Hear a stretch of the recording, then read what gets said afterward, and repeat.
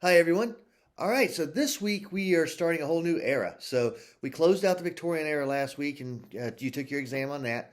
And this week we're going to start with the 20th century.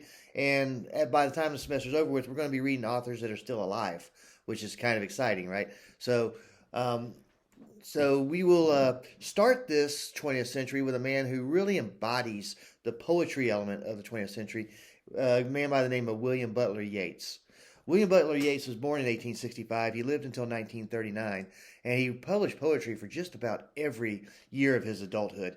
In fact, he had a long, sustained, successful career, which is, we all know that that's not always possible in the arts. And this week's discussion question, for by the way, is going to ask you to name somebody that you admire because they have had such a long, sustained career and success during the course of many, many, many years. And that's where we are with Yeats. So, Yeats had three different distinct styles of poetry that he wrote. And we're going to read a poem from each one of those styles. So, the first one we're going to read is going to be Lake Isle of Innisfree. And Lake Isle of Innisfree is Yeats thinking about his Irish heritage. So he was born in Ireland, and of course, even as an Irish person, he was still, a British citizen. But he really loved his home, even though he lived in London. He loved Ireland, and he loved to escape there. And so he wrote about this little island in Lake Innisfree, and uh, nobody would ever care that this island even existed had he not wrote a poem about it. But because he did, people visit this island, and there's a little visitor center there and everything now, because Yeats wrote a poem about it.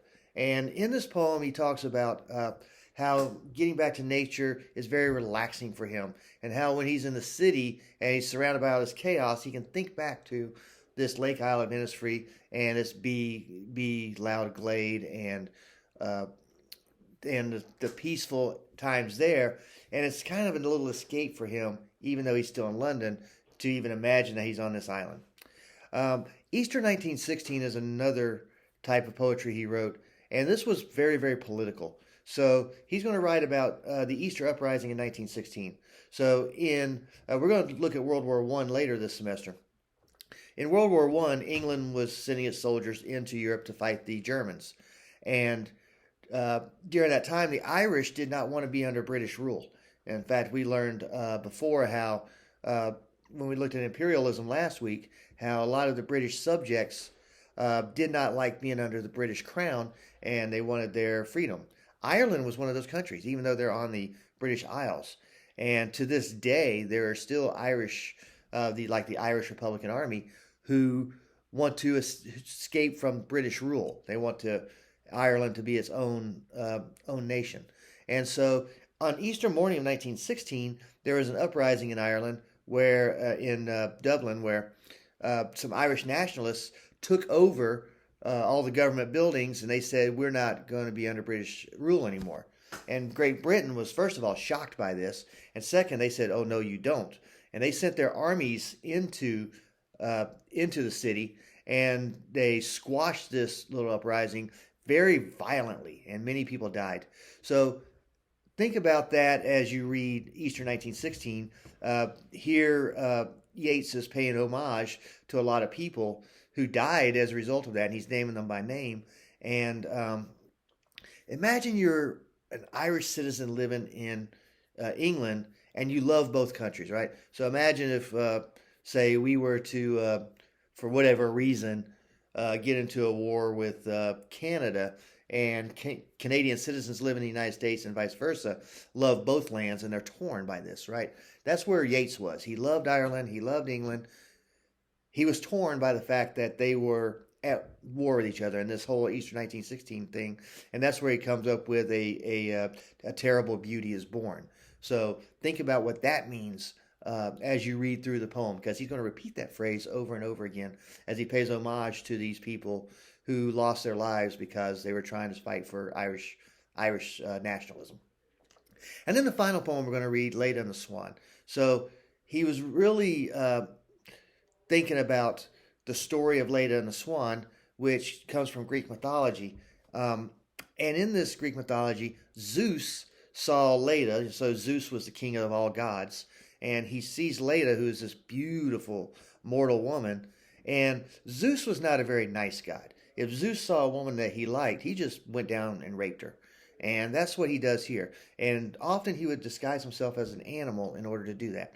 So imagine you're this young girl and you're being raped, which is already terrible enough, but you're being raped by a swan of all things, this giant bird. And that is really a violent act. In fact, it's a very vicious act. Now, what happens as a result of this rape is that Leda gives birth to 4 children. She lays eggs, actually, because she lays swan eggs, and then human children are born out of this. And one of them is a woman by the name of Helen, or a girl by the name of Helen, who would grow up to be this extraordinarily beautiful woman. So much so that when she married the king of Greece and eloped with Paris, who was a prince of Troy, Greece went and sent their soldiers over to Troy and fought a war with them for 10 years. And this is where the Trojan horse comes from, right? So if you've heard of the Trojan horse, where the Greeks built this horse and hid in it and then presented it to the city of Troy as a gift, and the Trojans thought, hey, this is great. They pulled the horse in, and at night, the soldiers came out and they burned the city down.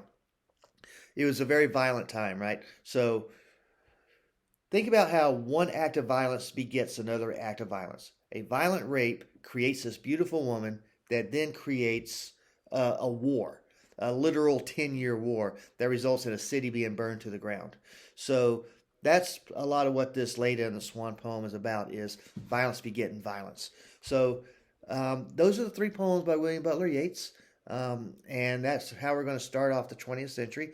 And we're going to spend the rest of the semester reading much more recent works than what we have been.